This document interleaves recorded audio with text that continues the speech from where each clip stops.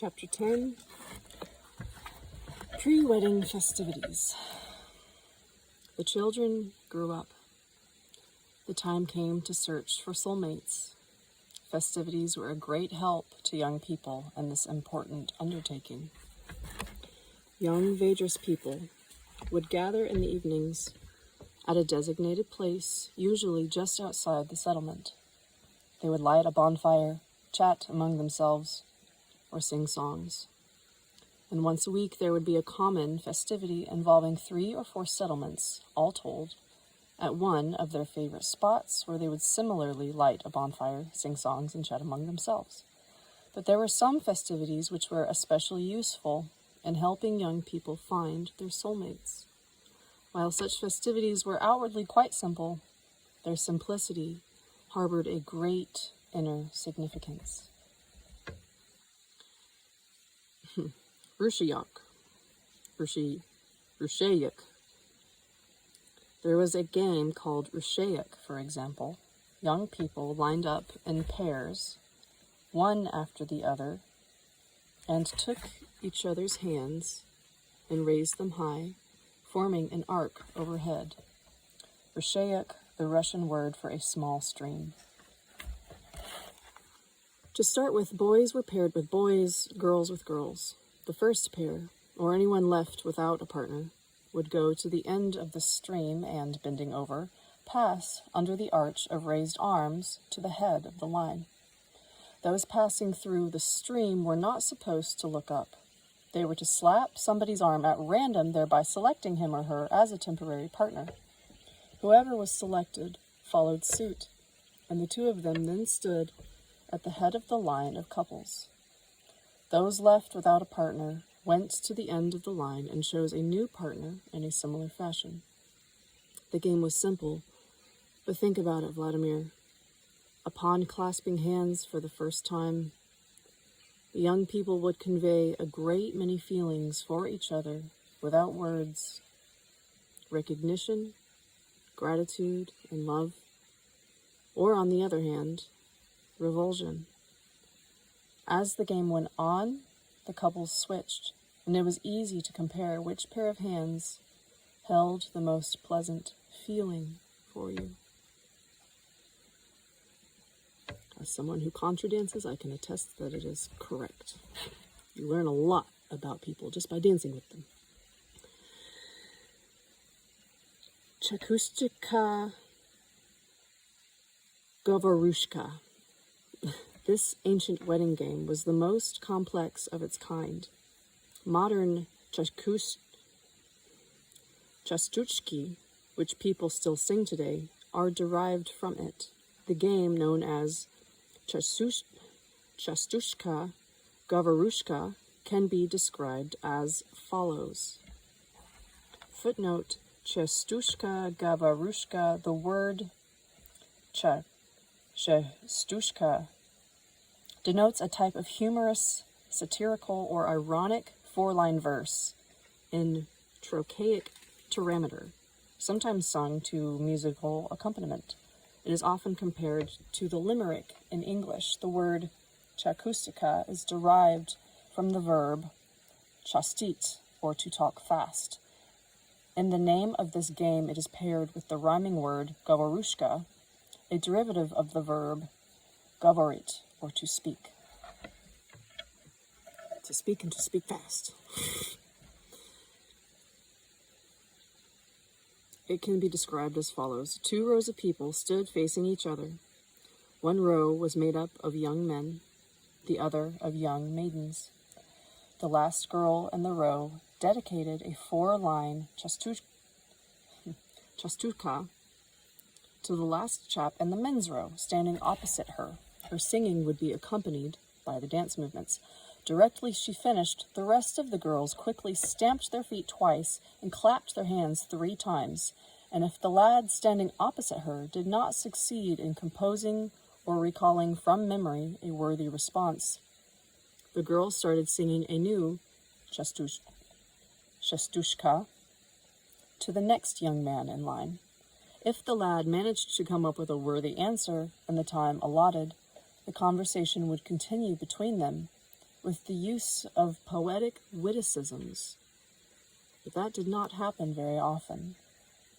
In spite of the fact that young Vedas people knew a great many verses, still not everyone was able to think up a worthy reply in the brief time available, especially since their rivals were trying their hardest to distract them from the sidelines with all their stamping and clapping. At one of these get-togethers of young people from different settlements, Mila was present.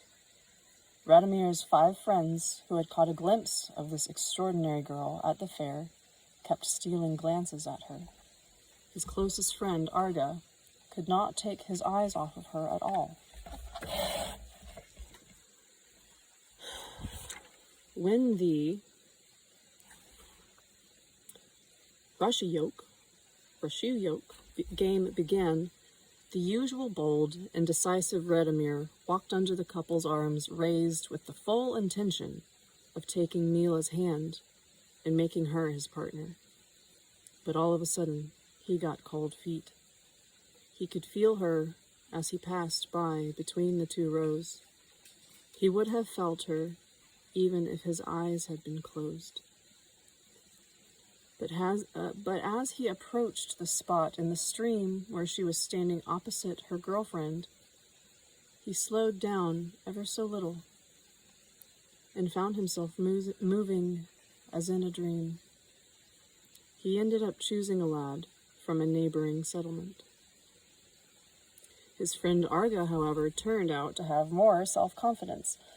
When it came his turn to pass through the stream, Arga picked Mila right away, grabbed her hand, and took up a position with her at the head of the line of couples, much to the envy of all the other young men. Afterward, they questioned him. What was it like when she held your hand? Did she squeeze it tight or not?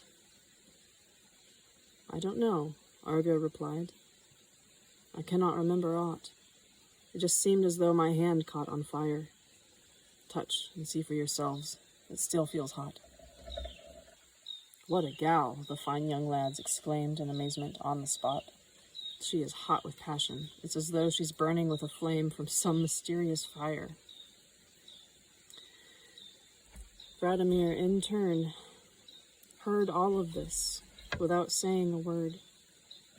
His own internal yearnings had been burning for some time, ever since that day he first discerned this wondrous girl at the fair. He had been thinking about her day after day, first thing upon waking in the morning. She appeared to him in his dreams, but even there, it seemed, he could not bring himself to touch her.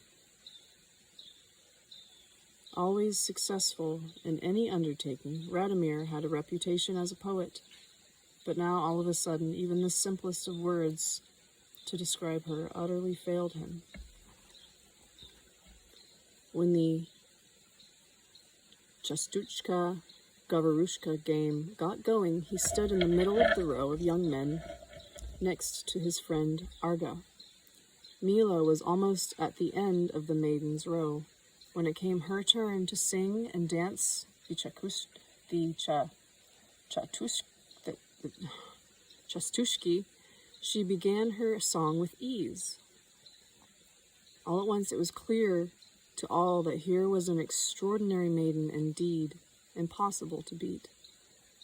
She switched themes in a flash. She sang couplets no one had ever heard before. One after the other, she won out over all the young men, even though she herself was the youngest of all. When it came Arga's turn, he was still able to give a response to the crafty maiden, albeit not without a bit of a glitch. He replied to Mila with a quatrain, but she, without even waiting for the stamping and clapping, suddenly changed topic and offered up such a smooth, new witticism in verse that Arga was completely thrown off track and didn't even attempt to counter one with one of his own. Now it was Radomir's turn. Mila began singing to him, jauntily dancing to the rhythm of her verse. bold and eloquent you are. Much you know, oh yes. Do you recall how in the lake you once washed my dress? Some listeners laughed, thinking that Mila was making a joke with her couplet. Some, including Radomir himself, could not figure out what it was all about, and not being able to figure it out, he found it impossible to offer any kind of answer. So Radomir could give no response to Mila when the stamping and clapping came to an end, signifying the deadline for reply was up. He realized that his time had irretrievably gone by. This was not something he could allow. As though completely forgetting himself, he now began moving toward Mila. First one step, then a second, then a third. By this time, he had come right up, close beside her. Everybody fell silent, wondering why the rules of the game had been defied. Radomir stood silently before Mila, and all at once, against this background of silence, everyone standing in the rows heard Radomir utter, with audible aspiration, the Vedra's declaration of love. With you, my marvelous goddess, I could co-create a space of love to last forever. Everybody waited with bated breath to hear what this fiery-tongued maiden would come up with. But all of a sudden, she became very meek. At first, she deferentially lowered the gaze of her fiery eyes, but then raised them again. Tears began rolling down her cheek, and she whispered, I am ready to help you in your grand co-creation. Finally, Radomir recognized in the maiden standing before him the same little girl whose dress he had washed in the lake so many years ago. He recognized her and took her by the hand.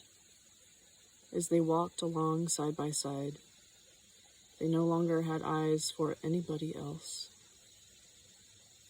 The two rows of young people stood facing each other in silence as they watched the couple's love head into eternity.